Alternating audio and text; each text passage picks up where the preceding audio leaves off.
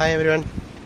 ഇന്ന് ഞാനിവിടുന്ന് മാലയ്ക്ക് പോകണം. മാലയ്ക്ക് നമ്മുടെ മാൽദീവ്സിൻ്റെ ക്യാപിറ്റലായ മാല.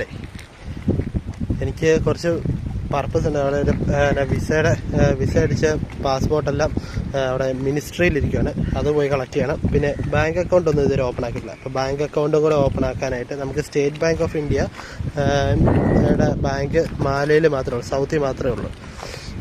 എനിക്ക് ഇവിടുന്ന് മാലയ്ക്ക് 290 കിലോമീറ്റർ ഉണ്ട്. 2 മീൻസ് ഓഫ് ട്രാൻസ്പോർട്ടിൽ നമുക്ക് മാലയ്ക്ക് പോകാം. ഒന്ന് ബൈ സീ റൂട്ടും ബൈ എയർ റൂട്ടും. അതിനകത്ത് നമുക്ക് ബൈ സീ റൂട്ട് പോകണമെങ്കിൽ ഇവിടെ അടുത്തൊരു ഐലൻഡ് ഉണ്ട്, ഹനിമാദോ എന്ന് പറഞ്ഞാൽ. ഹനിമാദോ അവിടെയാണ് നമുക്ക് എയർപോർട്ടുള്ളത്. ബൈ എയർ റൂട്ട് പോകണമെങ്കിൽ ആ എയർപോർട്ടിൽ പോകണം. നമുക്ക് ഫ്ലൈറ്റിന് റേറ്റ് ഏകദേശം വരുന്നത് 2500 മുതൽ 3000 റുഫിയാണ്. അത് ഇവിടുത്തെ കറൻസി. റുഫിയ എന്ന് പറയുമ്പം 3000 റുഫിയ എന്ന് പറയുമ്പോൾ നാട്ടിൽ ഏകദേശം 15,500 ആ റേറ്റ് അങ്ങനെ സംതിങ് അങ്ങനെ വരും. പിന്നെ ഇവിടുന്ന് ഹനിമാദോയ്ക്ക് പോകണമെങ്കിൽ നമുക്ക് എൻ്റെ ബാക്കി ഇരിക്കുന്ന ബോട്ടുകളുണ്ട്.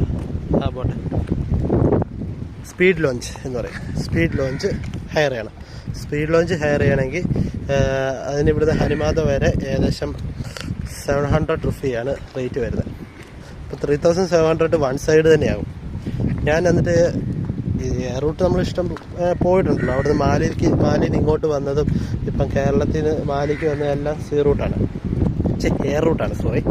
അപ്പം ഇനിയിപ്പം തിരിച്ച് നാട്ടിൽ പോകുന്നത് എയർ റൂട്ട് തന്നെയാണ്. ചാകര എന്ന് പറഞ്ഞാൽ ഇതാണ് ചാകര. ഇതാണ് മീനുകൾ. മുഷിമിസ് എന്ന് പറയും. മുഷിമിസ് അതായത് നമ്മുടെ നാട്ടിലെ അയലയുടെ ചാകര കണ്ടോ. ബോട്ടിൻ്റെ അടിയിൽ അയലയുണ്ട്. അതേപോലെ വേറെ എന്തൊക്കെ വലിയ മീനുകളുടെ അടിയിൽ നോക്കി കണ്ടോ. അടിപൊളി. സാധാരണ ഈ കൂട്ടങ്ങൾ ഇവിടെ അല്ല, കുറച്ചും കൂടെ ഉള്ളിലേക്ക് ആ ഭാഗത്ത് എവിടെയൊക്കെ ആയിട്ടാണ് വരാറുള്ളത്. ഇപ്പം കുറേ ഉണ്ട്. അത് ട്യൂന പോലത്തെ ഒരു മീനുകൾ അങ്ങോട്ട് പോകുന്നുണ്ടോ.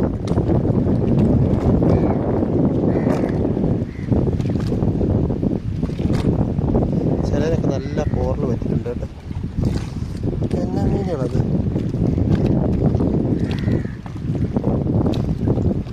ചൂണ്ടയുണ്ടായിരുന്നു, ചൂണ്ടയിടായിരുന്നു. തിരിച്ച് നാട്ടിൽ പോകുന്നത് എയർ റൂട്ട് തന്നെയാണ്. അപ്പോൾ സീ റൂട്ടൊന്ന് എക്സ്പ്ലോർ ചെയ്യണ്ടേ. ആകെ ഞാൻ സീ റൂട്ട് പോയിട്ടുള്ളതെന്ന് പറഞ്ഞു കഴിഞ്ഞാൽ വലിയ സീ റൂട്ടൊന്നുമല്ല. ഏകദേശം നമ്മുടെ സുഭാഷ് പാർക്കില്ല എറണാകുളത്ത്, നമ്മുടെ മേനക, അവിടുന്ന് ഫോർട്ട് കൊച്ചിക്ക് മട്ടാഞ്ചേരിക്കൊക്കെ പോയതേ ഉള്ളൂ. പിന്നെ നമ്മുടെ വൈപ്പിന് അങ്ങോട്ടൊക്കെ പോയതേ ഉള്ളൂ. അറിയാം. അതല്ലാതെ വേറെ എക്സ്പീരിയൻസ് ഒന്നുമില്ല.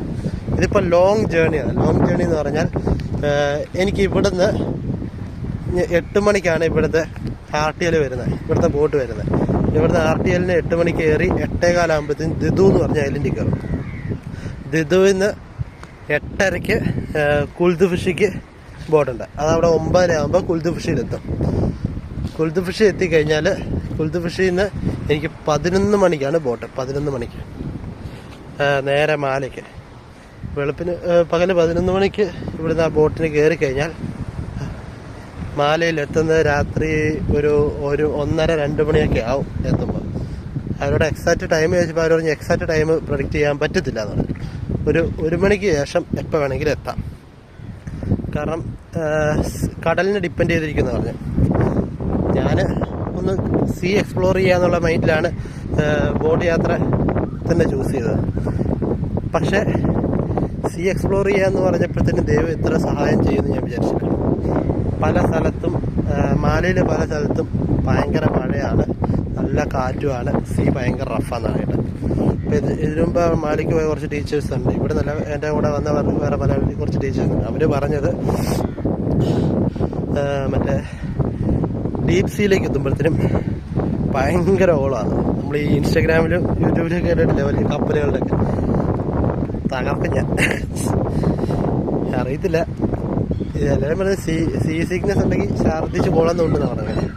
എനിക്കിതുവരെ അങ്ങനെ ഒരു ബാക്കി എവിടെ എയറിലാണെങ്കിലും വേറെ ലോങ് ട്രാവലിനാണെങ്കിലും ഇതുവരെ അങ്ങനെ ഒരു ഇഷ്യൂ വന്നിട്ടില്ല.